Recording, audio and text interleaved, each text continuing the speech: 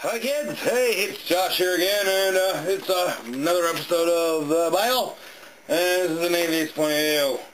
Now, I just recently started taking a new drug, lithium. Apparently I'm bipolar, so hopefully it won't kill the mood of the video, but it sure is making me tired. But anyway, before I go on, I'll try to see if I can come up with a little energy and we'll fucking do this shit. But as you all know, I'm reading the New International Version of the Bible, cover to cover, one chapter at a time. Currently I'm on Genesis 48, and I need bumper music. Alright, let's do this shit. Paraphrase, Manasseh and Ephraim. Verse 8. Sometime later, Joseph was told, "Your father is ill." "It was the time it's time to get ill." So he took his two sons, Manasseh and Ephraim, along with him. When Jacob was told, "Your son Joseph has come to you," Israel rallied his strength and sat up on the bed. Well, fucking A. Jacob said to Joseph, "God Almighty appeared to me at Luz in the land of Canaan, and there he blessed me and said to me, I am going to make you fruitful, and I will increase your numbers. I will make you a community of peoples. I will give this land as an everlasting possession to your descendants after you. Now then, your two sons born to you in Egypt before I came to you here will be reckoned as mine." I reckon they'll be mine, I reckon. "Ephraim and Manasseh will be mine, just as Reuben and Simeon are mine." So you get them all, huh? Well, fuck you then.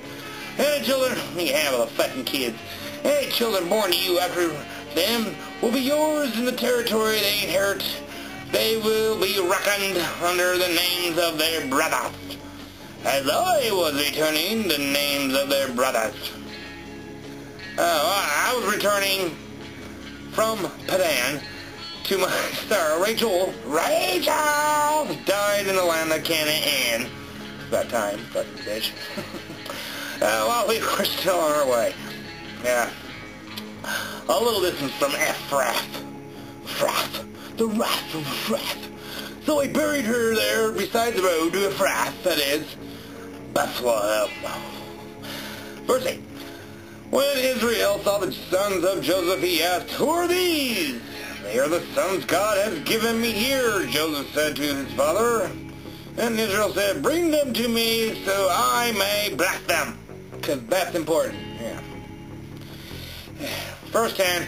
Now Israel's eyes were failing because of the old age, and he could hardly see. Of course, his eyes were failing, maybe the mind as well. So Joseph brought his sons close to him, and his father kissed them and embraced them, molested them, sick fuckers. Israel said to Joseph, "I never expected to see your face again, and now God has allowed me to see your children too." How about that shit, motherfucker?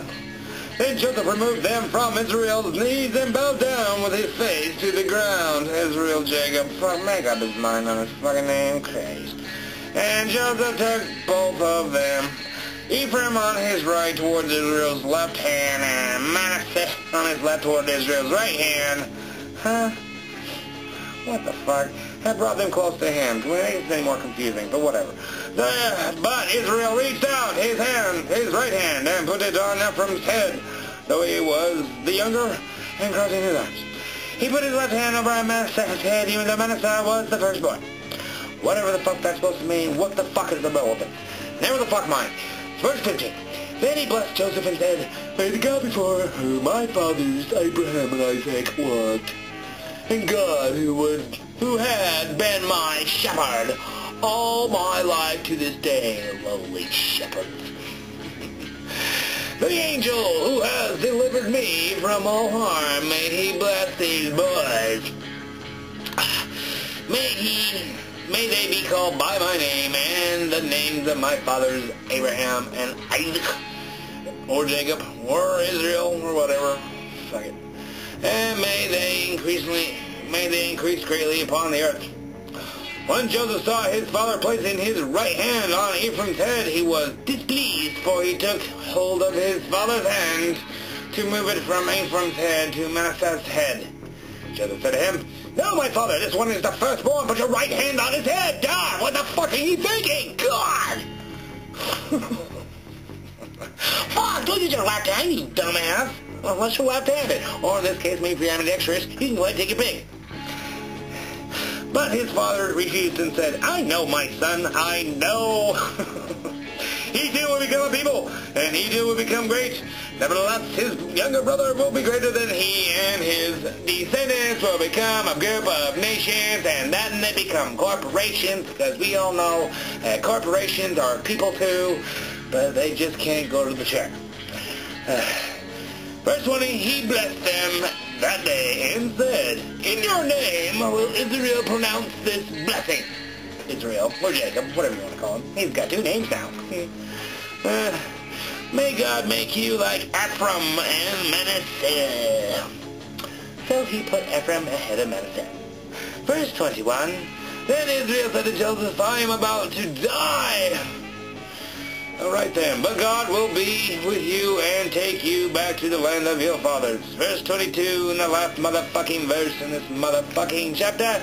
And to you, as one who is over your brothers, I give the ridge of land I took from the Amorites with my sword and my bow. How do you take fucking land with a sword and a bow? I gotta say, it doesn't make a bit of sense to me. Yeah, it probably wasn't very funny that time, but who gives a shit, right? Now I'm 2 chapters away from finishing fucking Genesis. I know it said yesterday it was 2, now it's 2. Eh, fuck off. Well, once again, kids, this is Josh, and it's been... yeah. I tell you, this lithium is fucking with my head. But anyway, this has been the Bible. This is an atheist point of view.